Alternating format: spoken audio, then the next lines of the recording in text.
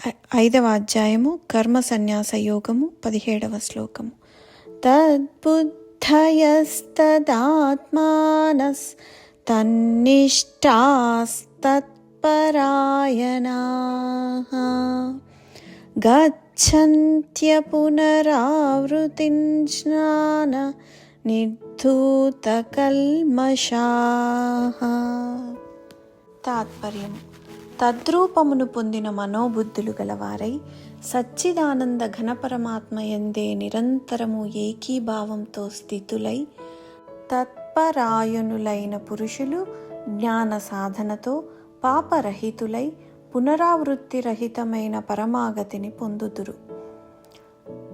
తద్రూపము అంటే ఆ పరమాత్మయే ఆనందమయము అని, దానికంటే భిన్నమైనది మరొక వస్తువు లేదని ఎల్లప్పుడూ మననము చేస్తూ ఆ పరమాత్మయందే మనస్సును అభిన్న భావముతో నిశ్చలముగా ఉండటమే మనస్సు తద్రూపము పొందుట అగును.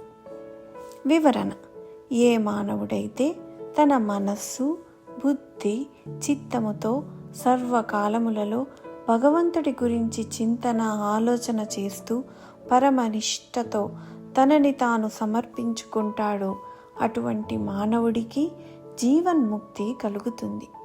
నిరంతరము భగవంతుడి చింతనతో, ఆత్మజ్ఞానంతో భగవంతుడిని పొందిన మానవుడు జనన మరణ చక్రము నుంచి విముక్తుడవుతాడు. ఈ జ్ఞానము పొందిన మానవుడి కల్మషాలన్నీ నష్టమవుతాయి.